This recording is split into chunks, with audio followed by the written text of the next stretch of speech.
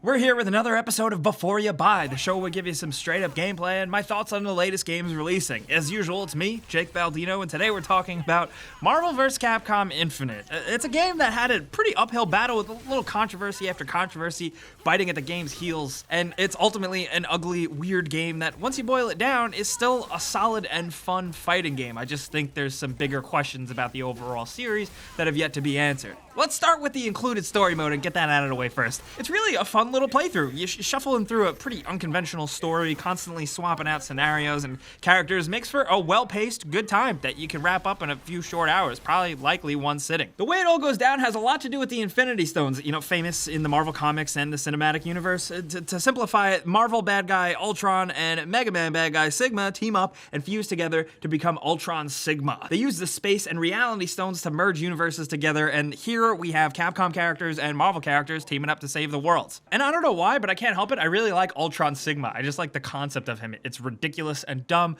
but it just kind of works. There's also some deeper stuff afoot in the story. The game jumps around a lot between different areas and characters, and it does a good job of juggling so much at once. Of course, though, the story, look, it's goofy, it's schlocky, comic book nonsense, but I couldn't help but have a good time following along. I just love this stuff. It's not the most epic story, it's not well written, it's just fun to fight through with something, but you can't help but smile when you see Ryu and Hulk team up on adventures, man. I don't know. One issue I do have with it is that if you've played other recent fighting games with story modes, you'll be a bit spoiled here. There's not many seamless transitions from cutscenes to fights, and you're gonna be looking at some long, annoying loading screens in between cutscenes, and when some cutscenes only last like 20 seconds or so, it can feel a bit grating. Also, I think this goes without saying, sometimes the game doesn't look so hot. People have been complaining about the character models, and while I don't think they look as terrible as some say, they're still not too hot. It doesn't help that the game has poor lip syncing and voice acting in general. But thankfully, though, the game runs smoothly. It's just not the best looker presentation-wise, from characters to menu layouts, and even has some generic music. But I'm also biased because of my disappointment of a lack of I want to take you for a ride from Marvel vs. Capcom 2.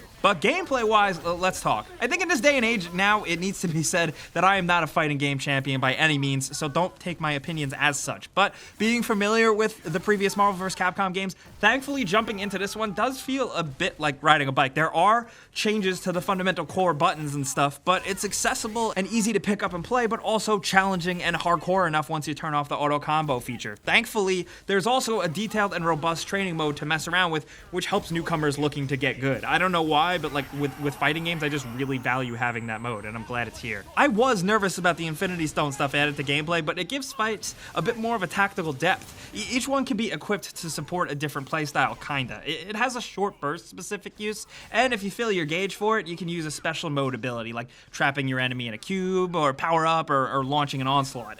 Surprisingly, while they do seem weird and overwhelming at first with your normal abilities, they're not gimmicky, and if you use them right, it's a good way to make up for some disadvantages a specific fighter might normally have. The switch to 2v2 instead of 3v3 is also definitely worth noting. It feels different. You're still gonna be up to the same swapping shenanigans, but it's simpler and, dare I say, more effective here? It also helps with the style and flow to make the game feel a tad bit less chaotic than previous titles. The game is still smooth as butter with a great flow to it, but you're gonna have less matches that take place entirely in the air. Stuff isn't as absolutely crazy with 3 characters on screen and a bunch of stuff, which I will say I do kind of miss that. Maybe it's visual effects, but maybe it's actually the flow. It's just been my experience after a few days playing online and alone. Now, this should be obvious, but while the swapping and stones are different, the big question is how the fighting game community and competitives are gonna pick it up. For that, I don't have an answer, unfortunately. I think it's good, and it doesn't ruin the game, but that's just me. One big disappointment, of course, is the character roster. I'm sure you know. It's not the biggest it's been in some games, but more importantly, it's sorely missing some core beloved characters. The absence of X-Men characters hurts especially, man, especially